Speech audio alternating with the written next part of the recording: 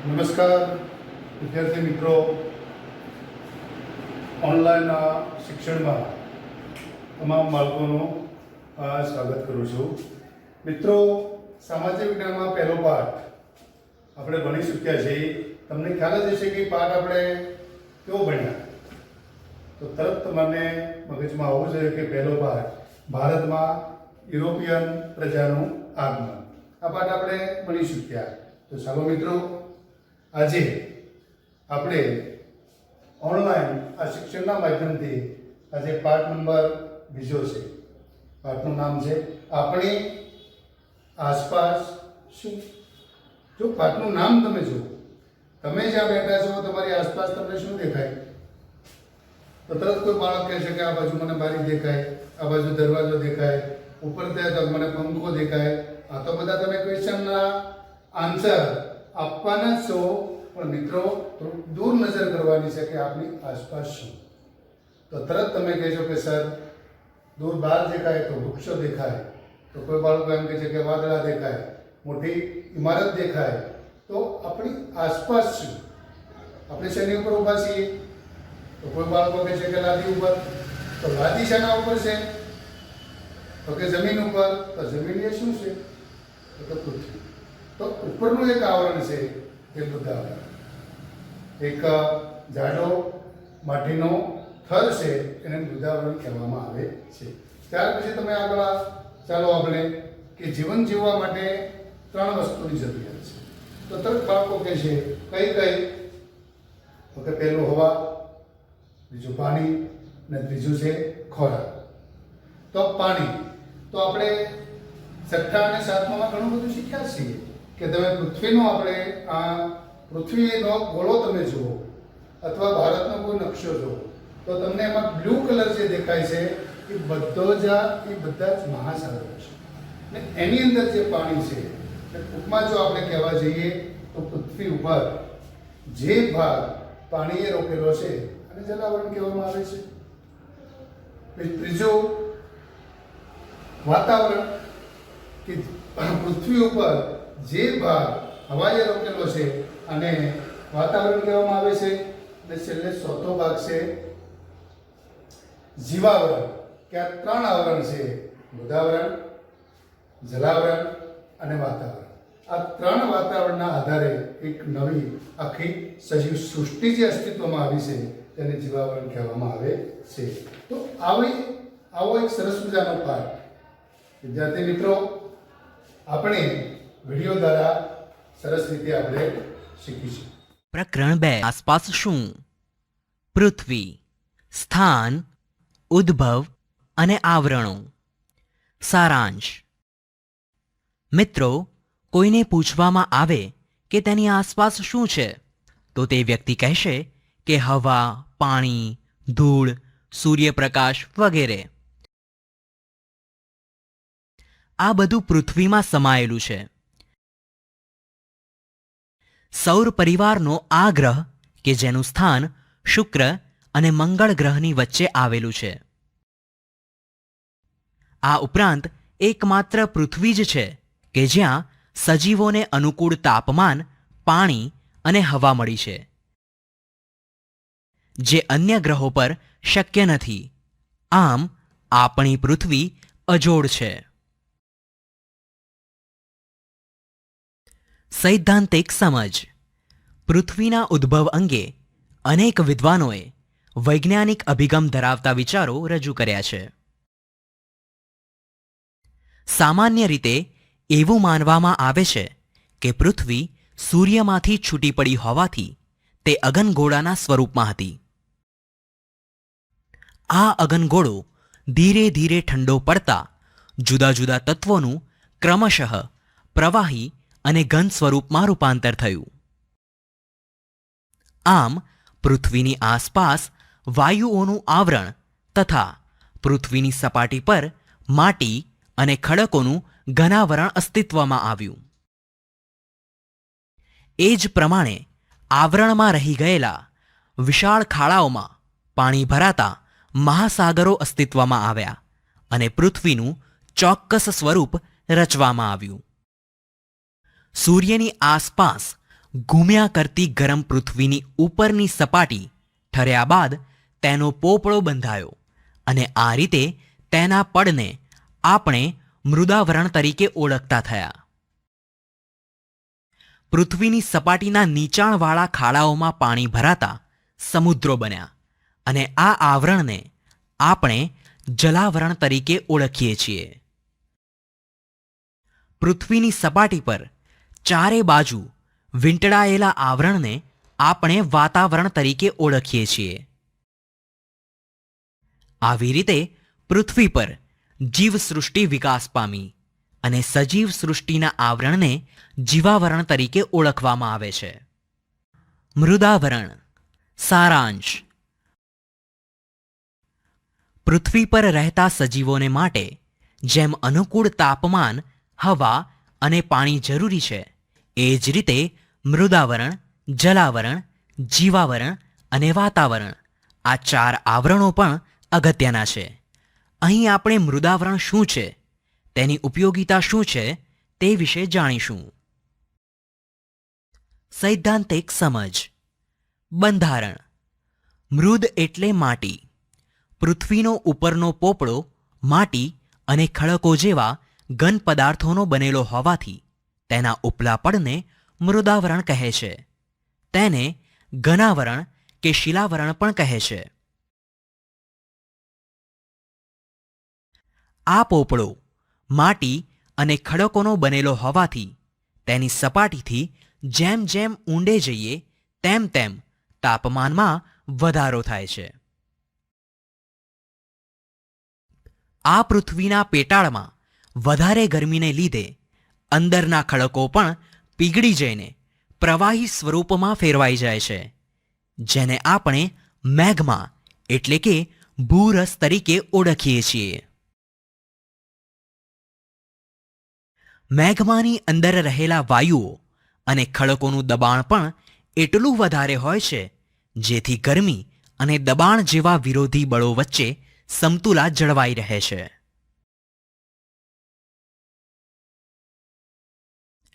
મૃદાવરણ પર પર્વતો, ઉચ્ચ પ્રદેશો, મેદાનો અને ખીણો જેવા ભૂમિ સ્વરૂપો વિકસ્યા છે. આથી પૃથ્વીનું મોટા ભાગનું માનવ જીવન, પ્રાણી જીવન અને વનસ્પતિ જીવન મૃદાવરણમાં જ વિકસેલું અને વિસ્તરેલું જોવા મળે છે. ઉપયોગિતા. મૃદાવરણ એટલે મનુષ્ય, પ્રાણી અને વનસ્પતિના જીવનનો મુખ્ય આધાર. આપણને રહેવા માટે ઘર, પીવા માટે પાણી, ખોરાક માટે ખેતી તેમજ ઉદ્યોગ ધંધા માટેની પ્રવૃત્તિઓ પણ મૃદાવરણના આધારે જ થાય છે. માટે તેને ધરતીનો ધબકાર પણ કહી શકાય. ઉપરાંત મૃદાવરણના કારણે ખનિજ તેલ, પાણી તથા ઘણા ખનિજો પણ મળી રહે છે. આમ દરેક સજીવની ઉત્પત્તિથી અંત સુધીની યાત્રાનું આધારબિંદુ એટલે મૃદાવરણ. માનવ જીવન પર અસર. મૃદાવરણ આપણને આધાર આપે છે, છતાં માનવજાતિ પોતાના વિકાસ માટે જે પ્રવૃત્તિઓ કરે છે તેનાથી મૃદાવરણ જોખમાય છે. ઉદાહરણ તરીકે જોઈએ તો ખનિજો મેળવવા વધુ પડતું ખોદકામ, ભૂમિગત અણુ પરીક્ષણો, ખનિજ તેલ શોધવા ખૂબ ઊંડું શારકામ અને પાણી માટે વધુ પ્રમાણમાં પાતાળ કૂવા ખોદવા વગેરેની અસર માનવ જીવન પર થાય છે. જલાવરણ. સારાંશ. પૃથ્વીની સપાટી પર ભૂમિ વિસ્તાર કરતાં પાણીના વિસ્તારનું પ્રમાણ વધારે છે. પૃથ્વીની સપાટીનો કેટલોક નીચાણવાળો ભાગ પાણીથી ઘેરાયેલો છે અને આ ઘેરાયેલા પાણીના ભાગને જલાવરણ તરીકે ઓળખવામાં આવે છે. જલાવરણમાં વિશાળ જળભંડાર ધરાવતા ભાગો એટલે મહાસાગરો, જે પેસિફિક, એટલાન્ટિક, હિન્દ અને આર્કટિક મહાસાગર તરીકે ઓળખાય છે. સૈદ્ધાંતિક સમજ. બંધારણ. બધા જ મહાસાગરો એકબીજા સાથે જોડાયેલા હોવાથી તેમના ભૂમિ વિસ્તારો પાસે આવેલા જળ વિસ્તારો સ્થાનિક સમુદ્રો, ઉપસાગરો, અખાત કે સામુદ્રધુનીના નામે ઓળખાય છે. પૃથ્વીની સપાટી પર આશરે 71% જલાવરણ વિસ્તરેલું છે. ઉપરાંત પૃથ્વી પરના મહાસાગરો ખૂબ વિશાળ અને ઊંડા હોવાથી કેટલીક જગ્યાએ 10 થી 11 કિલોમીટર જેટલી ઊંડી ખાઈઓ પણ આવેલી છે. પૃથ્વી પરના પાણીના જથ્થાના 97% ભાગનું પાણી મહાસાગરોમાં સમાયેલું છે, જે પાણી ખારું છે. બાકી રહેલા પાણીનો આશરે પોણો ભાગ ધ્રુવો પર તથા હિમાલય અને બીજા ઊંચા પર્વતો પર બરફ રૂપે છે, જ્યારે કેટલોક જથ્થો ધરતીમાં છે. આ મીઠું પાણી એ જલાવરણની ભેટ છે. જલાવરણનું અસ્તિત્વ એટલે સજીવ સૃષ્ટિનું અસ્તિત્વ. જળ એ જ જીવન. ઉપયોગિતા. ધરતી પર પડતા વરસાદનો મોટા ભાગનો ભેજ સમુદ્રોમાંથી આવે છે. ઉપરાંત સમુદ્રોમાંથી મૂલ્યવાન રસાયણો, ખનિજો અને મીઠું વગેરેનો જથ્થો મળી રહે છે.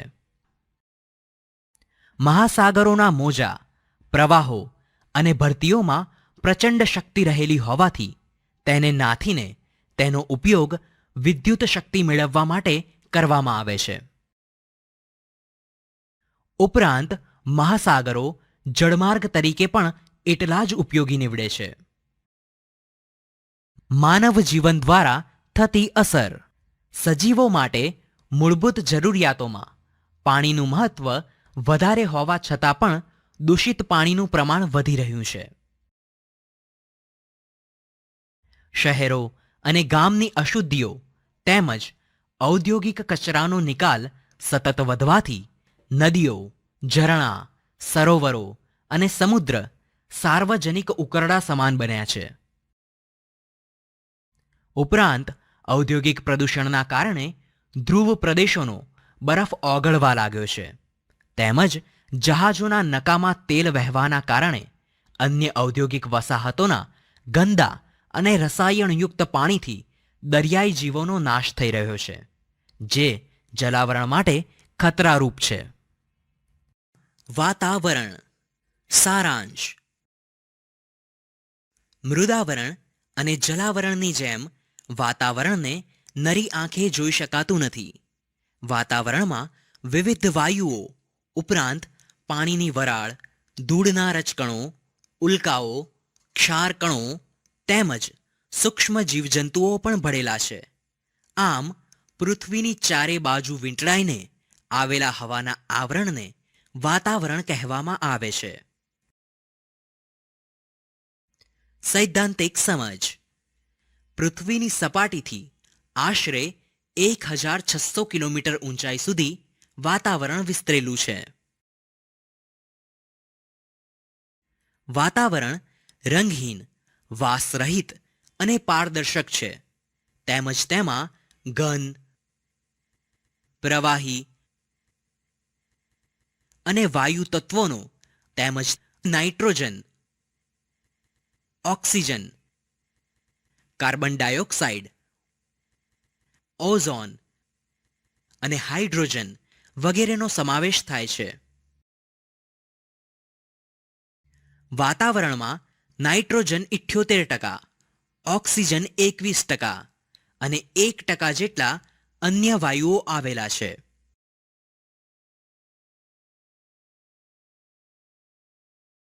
કાર્બન ડાયોક્સાઇડ વાયુ ભારે હોવાથી હવાચલા થરમાં તે વધારે પ્રમાણમાં છે અને ઉપર જતા ઓછો થતો જાય છે. કાર્બન ડાયોક્સાઇડ આશરે 20 કિલોમીટરની, ઓક્સિજન આશરે 110 કિલોમીટરની અને નાઇટ્રોજન આશરે 130 કિલોમીટરની ઊંચાઈ પછી ખાસ જણાતા નથી.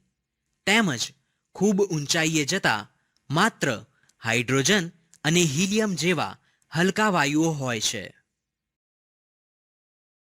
હવામાં ઓઝોન વાયુનું ઓછું પ્રમાણ હોવા છતાં તે સૂર્યના જલદ પાર જાંબલી કિરણોનું શોષણ કરી પૃથ્વીને પ્રચંડ ગરમીથી બચાવે છે. ઓઝોન વાયુ મુખ્યત્વે વહેલી સવારમાં ખુલ્લા મેદાનમાં અને સમુદ્ર કિનારાની હવામાં વધારે પ્રમાણમાં હોવાથી તે લોકોને સ્ફૂર્તિ પ્રદાન કરે છે, જેથી લોકો વહેલી સવારમાં ફરવા નીકળે છે. વાતાવરણમાં રજકણો પણ જોવા મળે છે, જેને લીધે પૃથ્વી પર પ્રકાશ ફેલાય છે, તેમજ સૂર્યાસ્ત થતાં એકાએક અંધારું કે સૂર્યોદય થતાં એકાએક અજવાળું થતું નથી. ઉપયોગિતા. વાતાવરણમાં રહેલા રજકણો દ્વારા આપણે સવારની ઉષા અને સાંજની સંધ્યાના રંગીન દ્રશ્યો જોઈ શકીએ છીએ.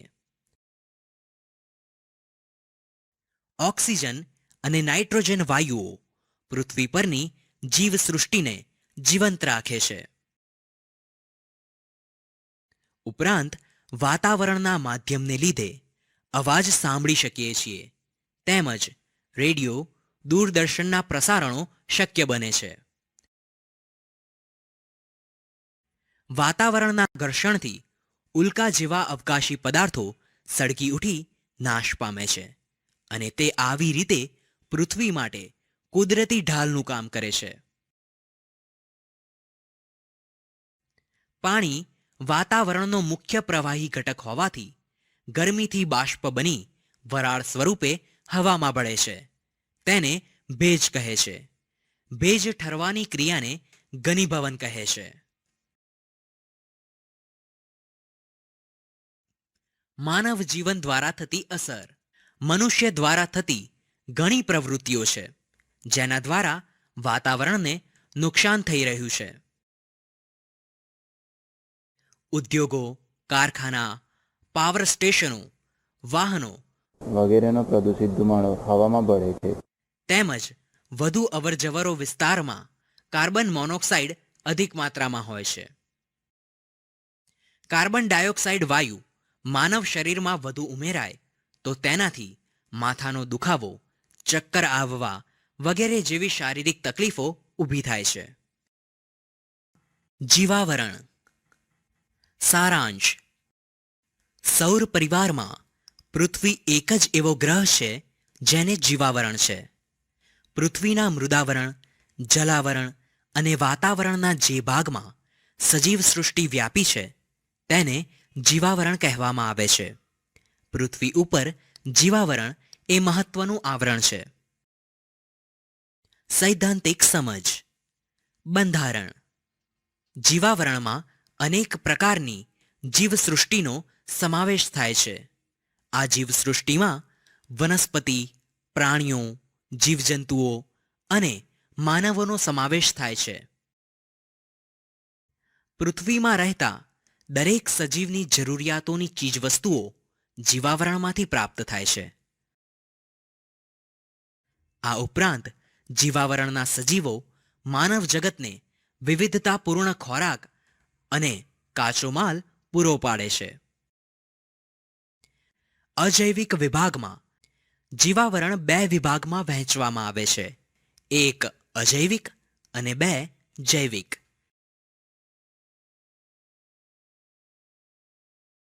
અજૈવિક વિભાગમાં મૃદાવરણ, વાતાવરણ અને જલાવરણનો અભ્યાસ કરવામાં આવે છે.